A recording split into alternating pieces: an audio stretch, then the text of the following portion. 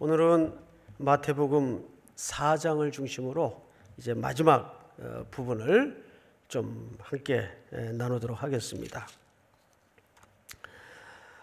우선 오늘 본문에 속해지진 않았지만 지난주 본문 마지막 절 17절이 되겠죠? 한번 같이 보도록 하겠습니다. 제가 읽겠습니다. 4장 17절. 이때부터 예수께서 비로소 전파하여 이르시되 회개하라 천국이 가까이 왔느니라 하시더라. 여기에 가장 큰 압축된 주제는 천국이라는 표현입니다. 바실레이아, 또 다른 표현으로는 하늘의 나라 또는 하나님 나라 이렇게 묘사되기도 하죠. 근데 이 하나님의 나라에 대한 주제는 세례 요한도 첫 번째 메시지에서 먼저 설교했던 내용이죠. 우리 앞에 3장 2절을 한번 볼까요? 세례 요한의 메시지인데 회개하라 천국이 가까이 왔느니라. 예수님의 메시지와 세례 요한의 메시지가 일치점을 이루고 있습니다. 그 동일한 주제는 천국이라는 주제입니다. 자, 이 바실레이아, 오늘 이 부분에 대해서 먼저 좀 문을 열도록 하죠. 마태복음은 아시는 대로 마태라는 기자가 썼어요. 근데 이 마태는 특별히 하나님의 나라라는 주제에 대해서 유독 강조를 하여 기록을 합니다. 그리고 예수님의 행적을 추적하여 기록하는데도 예수님이 이 하나님의 나라를 어떻게 집중적으로 설교하셨고 준비하셨고 강조하셨는가를 집중적으로 기록한 책이 마태복음입니다. 자, 그 부분을 한번 좀 보도록 하겠습니다. 우선 4장 23절을 보시면 오늘 본문 다음 절인데 우리 한번 같이 읽겠습니다. 23절 한번 같이 읽을까요? 시작. 예수께서 온 갈릴리에 두루 다니사 그들의 회당에서 가르치시며 천국 복음을 전파하시며 백성 중에 모든 병과 모든 약한 것을 고치시니. 네, 여기에서도 무슨 복음이라고 쓰시겠죠? 천국 복음, 하나님의 나라라는 표현을 썼어요. 자, 또 볼까요? 이 4장이 마쳐진 다음에 5장이 등장을 하는데 5장부터는 여러분 그 유명한 산 위에 예수님의 산상 설교가 등장을 합니다. 근데 산상 설교의 전체 툴도 무슨 얘기 속에 담아내고 싶었던 건가 하면 천국입니다. 하나님의 나라입니다. 5장 3절을 제가 한번 읽겠습니다. 심령이 가난한 자는 복이 있나니 무엇이 그들의 것이며, 그렇죠? 천국이 그들의 것이며. 자, 우리 모니터 앞에 앉아 계신 우리 성도님들도 한번 같이 읽어볼까요? 5장 10절을 한번 읽도록 하겠습니다.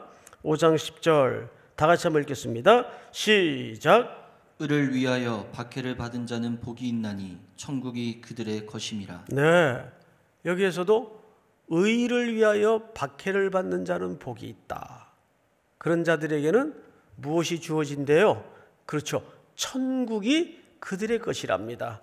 그러니까 이 마태복음은 유독 천국에 대해서 집중적으로 설명을 하고 강조를 하고 준비를 합니다. 자, 마지막 한 군데만 더 볼까요? 이건 뭐 여러분 볼 것도 없이 6장에 보면, 마태복음 5장을 넘어서 6장에 보면 그 유명한 주기도문이 등장을 하는데 이 주기도문의 핵심 구절인 10절을 한번 보십시다. 제가 읽겠습니다. 나라가 임하시오며 뜻이 하늘에서 이루어진 것 같이 이 땅에서도 이루어지이다. 여기서도 무슨 개념이 등장을 했죠? 나라.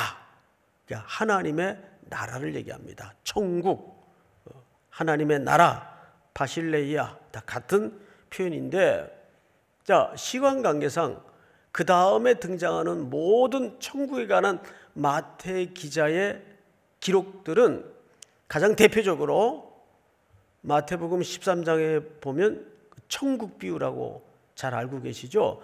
천국은 마치 농부가 밭을 갈다가 이런 비유들로 쫙 깔려 있습니다. 자, 여기까지만 봐도 이 마태는 유독 무엇에 집중하여 마태복음을 기록했는가를 넉넉히 짐작할 수가 있어요. 자, 그런데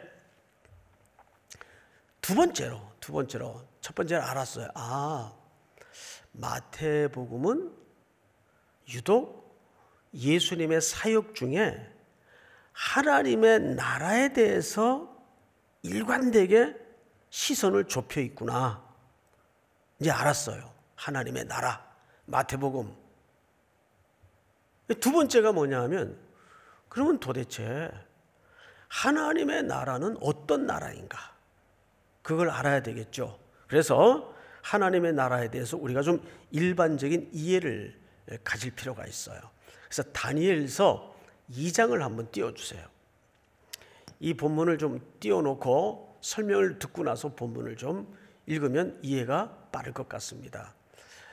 예수님이 그렇게 하나님의 나라에 대해서 마태복음에 강조를 하셨는데, 그 예수님의 이 이해 속에 담겨진 하나님의 나라의 그 배경은 어디서 온 걸까? 구약 성경에서 온 겁니다. 이미 구약 성경의 다니엘서 2장에 보면 하나님의 나라를 이렇게 설명을 했어요.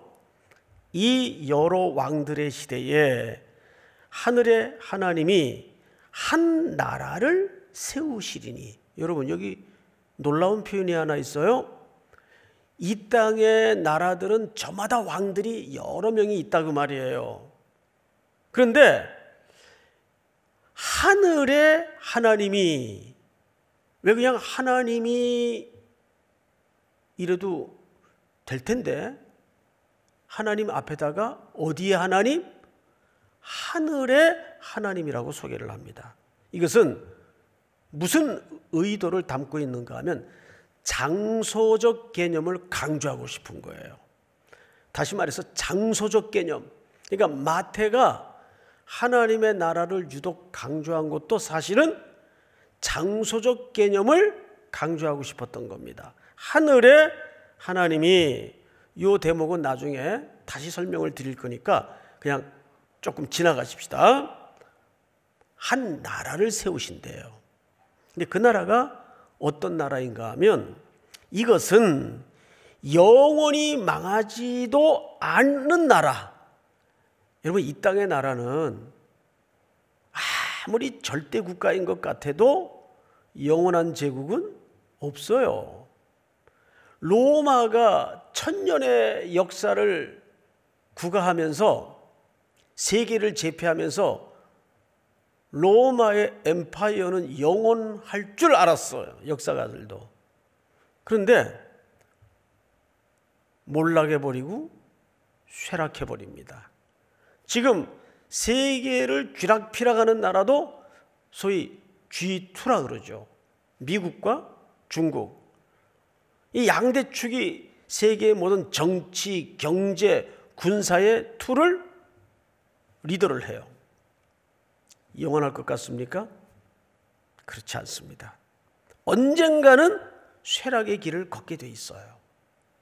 그런데 이 다니엘서가 제공한 하나님의 나라의 배경은, 이것은 영원히 망하지도 아니할 것이요, 그 국권이 다른 백성에게로 돌아가지도 아니할 것이요.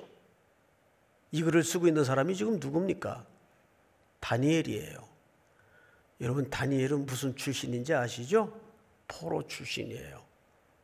유배되어 끌려온 포로 출신이에요. 조국은 황폐되었고 잃어버렸어요. 예, 이 지상나라의 생리는 그래요. 한 나라가 주권을 잡으면 한 나라는 불행의 시작이에요. 포로로 끌려가고 다 빼앗기고 처참해지고 언제나 이 땅의 나라는 상대적이에요.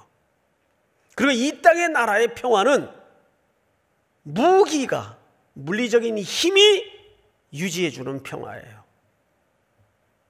그래서 아이러니컬한 이야기가 있죠. 우리는 평화를 위해서 무기를 준비한다. 전쟁을 준비한다. 그게 이 땅의 나라들의 갖고 있는 한계예요. 그런데 지금 다니엘서를 통해서 하나님이 보여준 하늘에 하나님이 세우시는 나라는 영원한 나라요, 주권도 빼앗기지 않는 나라요, 도리어 이 모든 나라를 쳐서 멸망시키고 영원히 살 것이라. 그러니까 그 나라는 쇠하지도 않고 빼앗기지도 않고 불의한 나라를 끝장낼 나라이요 영원히 세워질 나라라는 것을 설명하고 있어요. 자, 그러면 예수님이 마태복음에서 계속 앞으로 강조하실 나라가 바로 이런 영원히 쇠하지 아니할 하나님의 나라를 강조하고 있단 말이에요. 자, 우리는 이쯤에서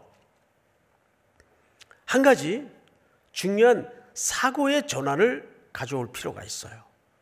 보통 우리가 나라 하면은 지금까지 어떤 이해에 갇혀 있냐면 주권, 통치. 자, 그런데 유독 아까 다니엘서 2장에서 제가 뭘 기억하라 그랬죠? 하늘의 하나님.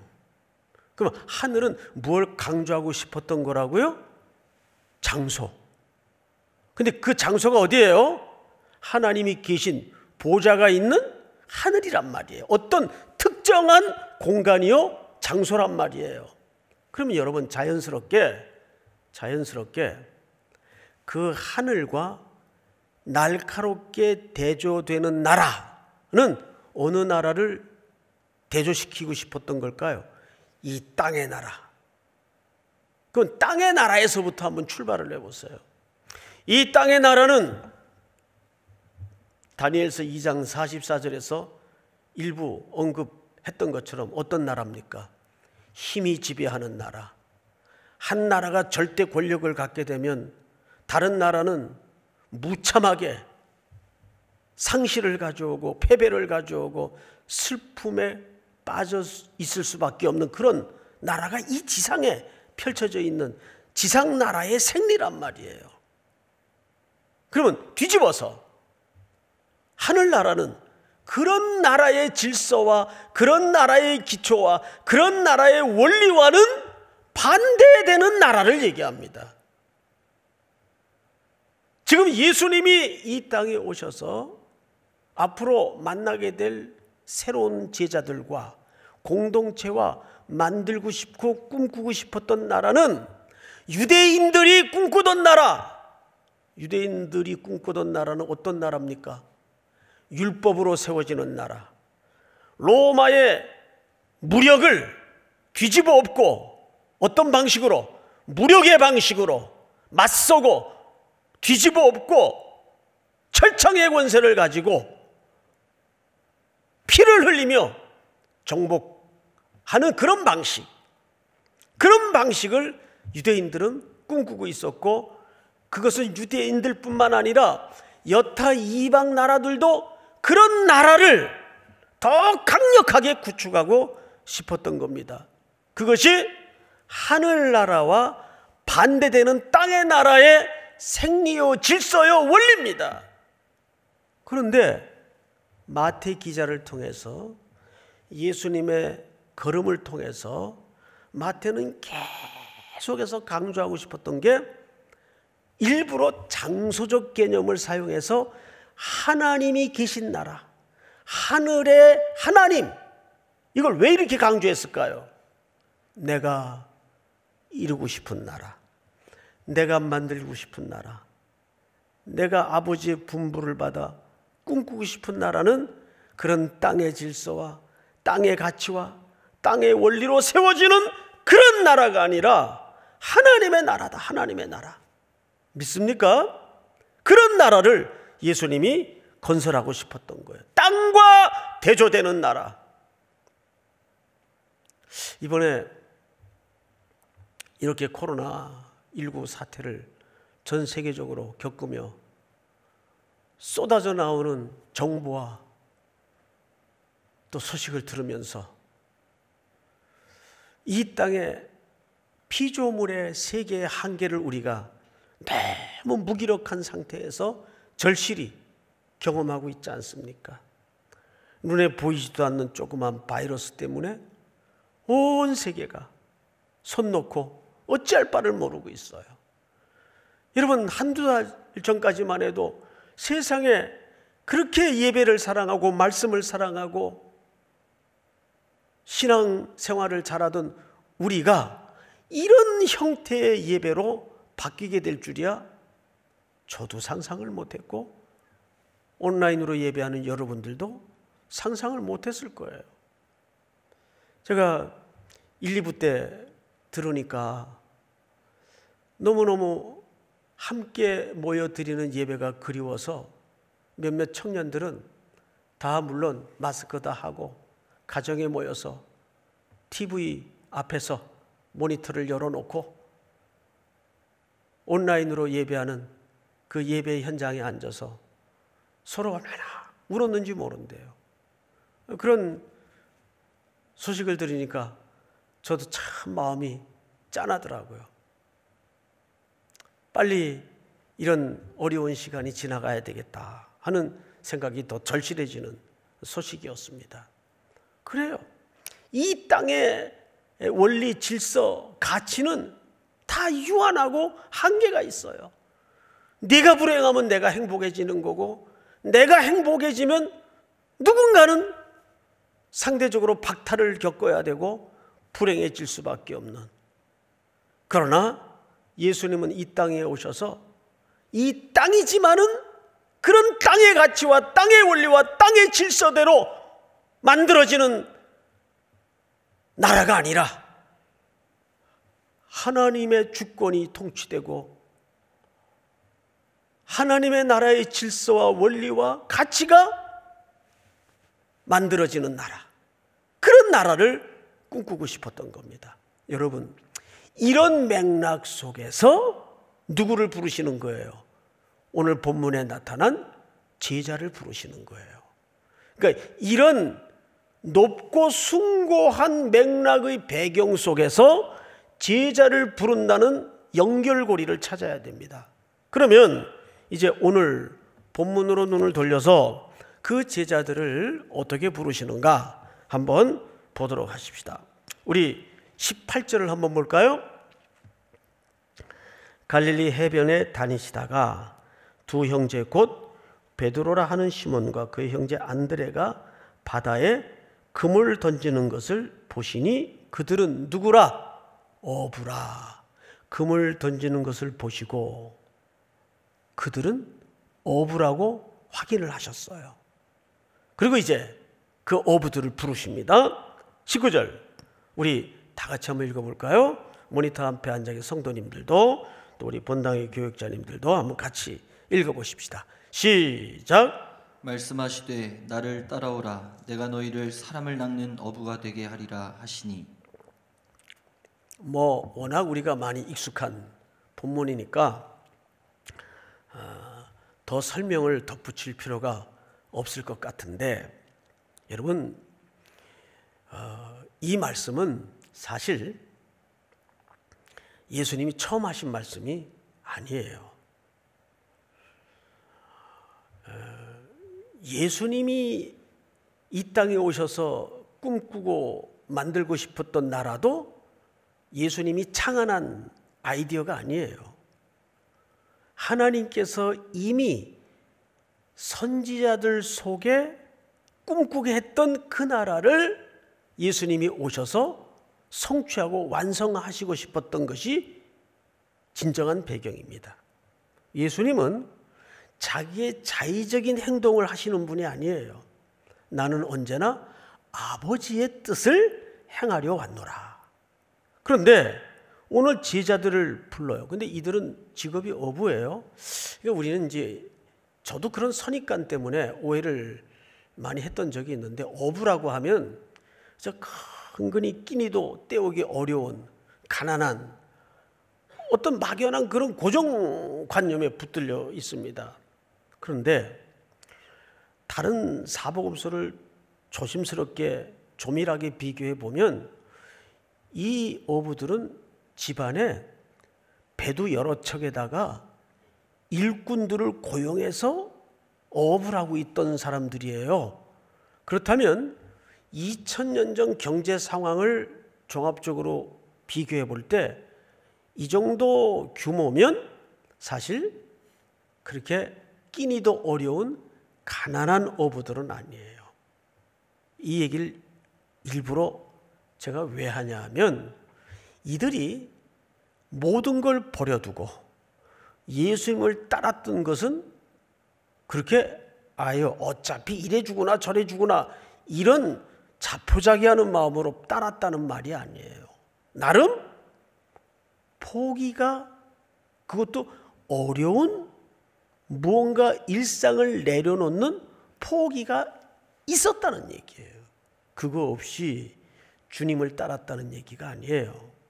근데 문제는 뭐냐면, 예수님이 이들을 부를 때 뭘로 부르셨어요? 사람을 낚는 어부가 되게 하리라. 근데 이 말씀이 예수님이 처음 할 말씀이 아니라는데 중요한 메시지가 있습니다. 자, 이 말씀의 원본을 한번 찾아 떠나보십시다. 우리 예레미야서를 한번 띄워주세요. 자막 떴죠? 여호와의 말씀이니라. 그러나 보라, 날이 이르리니 다시는 이스라엘 자손을 애굽의 땅에서 인도하여 내신 여호와께 살아계심을 두고 맹세하지 아니하고. 15절 한번 같이 읽어볼까요? 시작. 이스라엘 자손을 북방 땅과 그 쫓겨났던 모든 나라에서 인도하여 내신 여호와께서 살아계심을 두고 맹세하리라. 내가 그들을 그들의 조상들에게 준 그들의 땅으로 인도하여 자, 드리리라. 여기서 좀 끊고 갑시다. 그들을 그들의 조상에게 준 그들의 땅으로 인도하여 드리리라. 이것은 뭐예요? 가나안 땅으로의 회복을 전제한 겁니다. 맞죠? 예. 포로에서 귀환을 예고한 거예요. 근데 그 다음 절을 보세요. 여호와의 말씀이니라. 이제 차원이 또 바뀌어요. 보라, 내가 많은 어부를 불러다가 그들을 낫게 하며 그 후에 많은 포수를 불러다가 그들을 모든 산과 모든 언덕과 바위 틈에서 사냥하게 하리니. 이게 무슨 얘기일까요? 하나님이 포로로 붙들려 갔던 자기의 백성들을 가나안 땅으로 다시 예루살렘으로 회복시킬 것을 전제했어요. 그러니까 소망이 기초예요.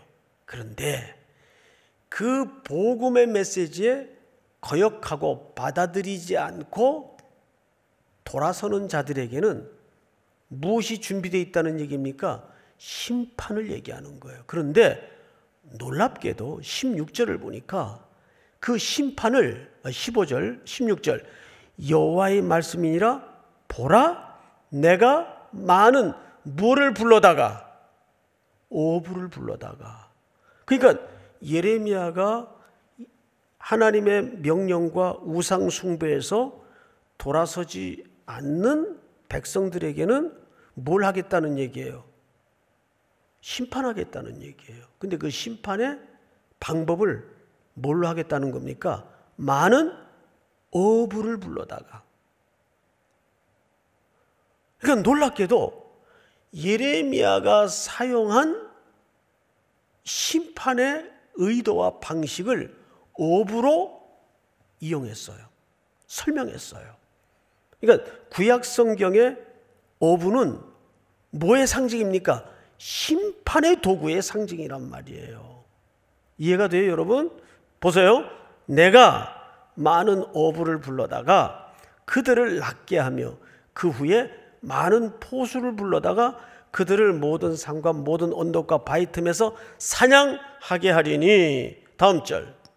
제가 읽습니다. 이는 내 눈이 그들의 행위를 살펴보므로 그들이 내 얼굴 앞에서 숨기지 못하며 그들의 죄악이 내 목전에서 숨겨지지 못함이라.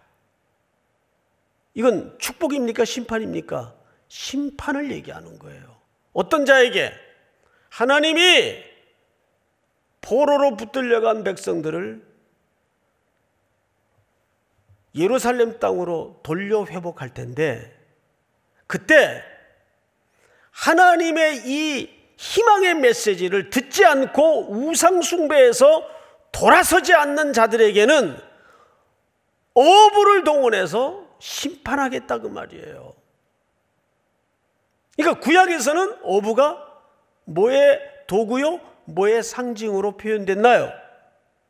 심판의 도구요? 심판의 상징으로 표현되었단 말이에요. 아모스 4장을 한번 볼까요? 우리 전체가, 우리 모니터 앞에 앉아 계신 성도님들 같이 한번 읽어볼까요? 시작! 사마리아의 산에 있는 바산의 암소들아, 이 말을 들으라. 너희는 힘없는 자를 학대하며 가난한 자를 압제하며 가장에게 이르기를 술을 가져다가 우리로 마시게 하라 하는도다. 이런 자들에게는 주 여호와께서 자기의 거룩함을 두고 맹세하시되 때가 너희에게 이를지라 사람이 갈고리로 뭐 하는 거예요? 낚시하는 거예요. 갈고리로 너희를 끌어가며 낚시로 너희의 남은 자들도 그리하리라.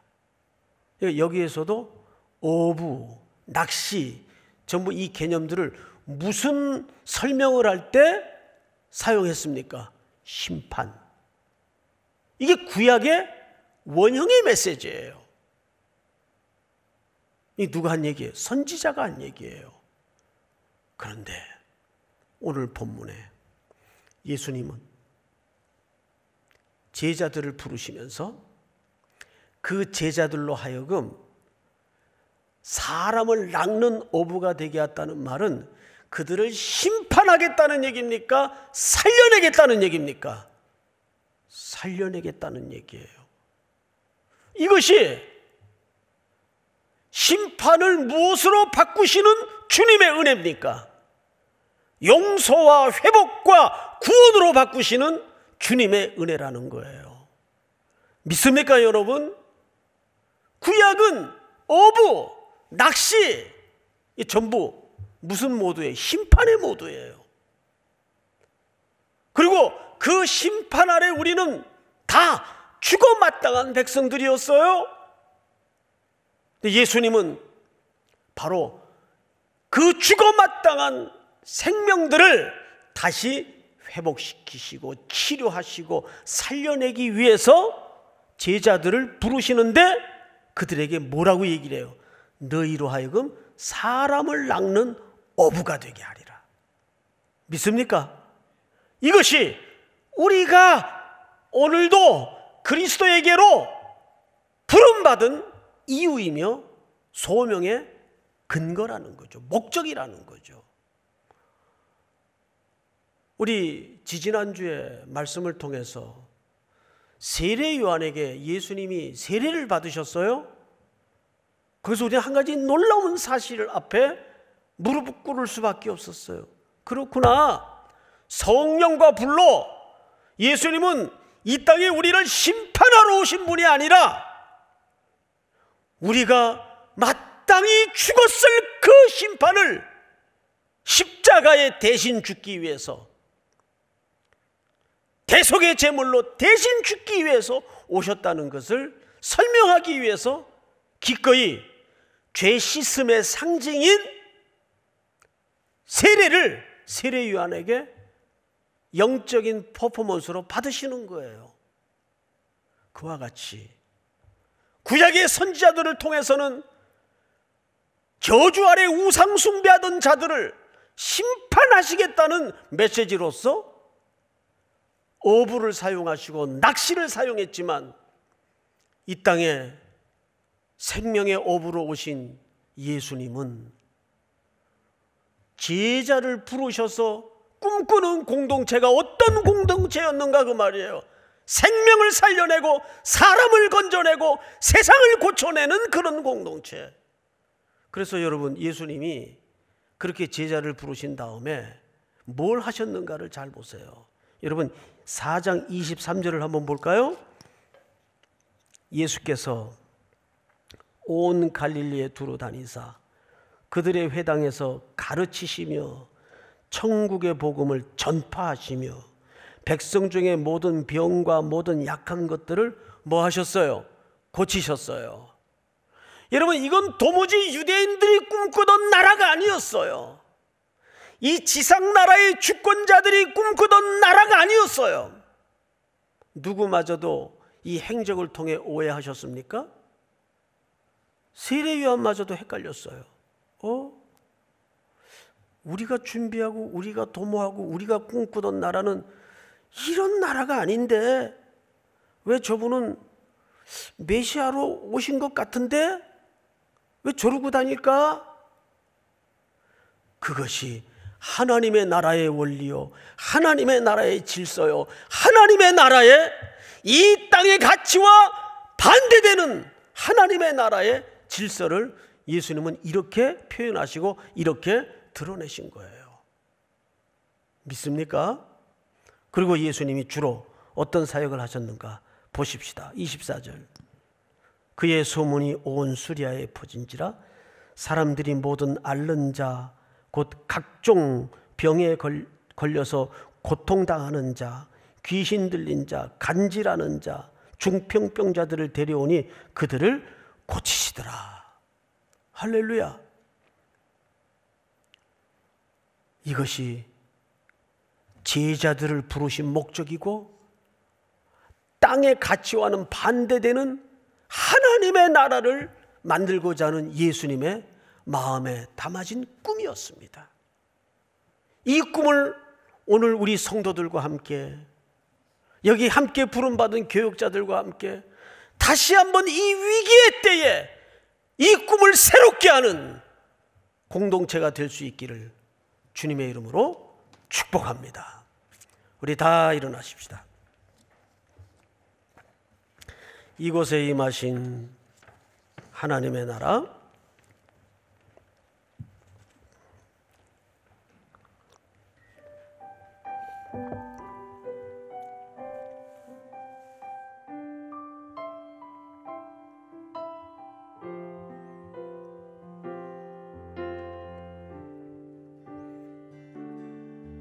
이곳에 임하신 하나님 나라, 가난한 마음으로 바라보리라.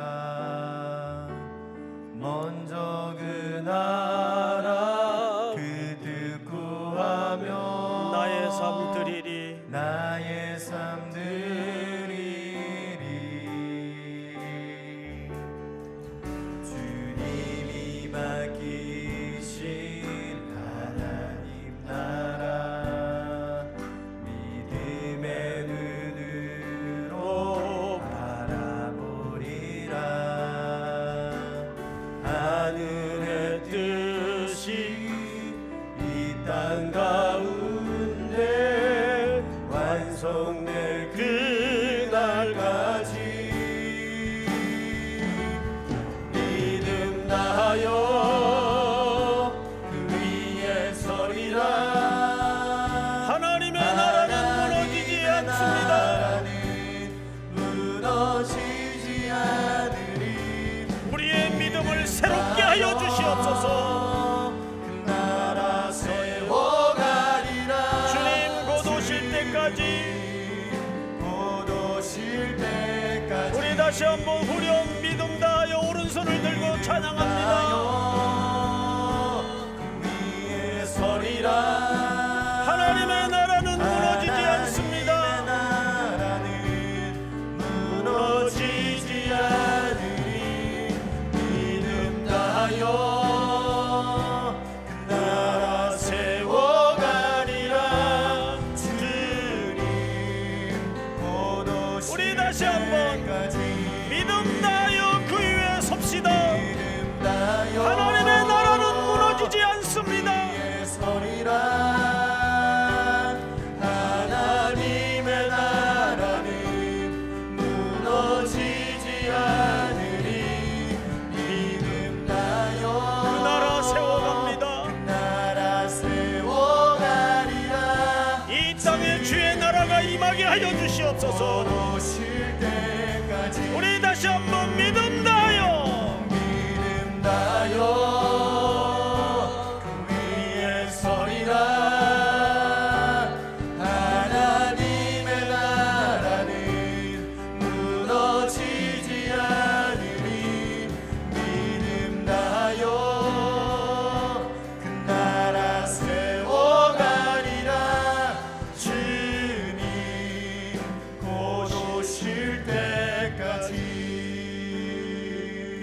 우리 한번 예배하는 그 자리에서 이렇게 기도하면 어떨까요?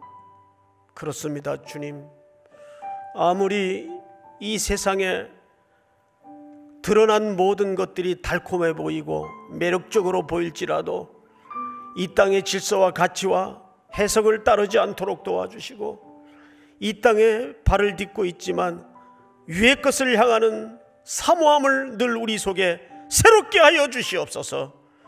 우리 속에 다시 한번 하나님의 통치, 하나님의 나라 백성으로 이 땅에 살아내는 순종과 결단을 새롭게 하여 주시옵소서.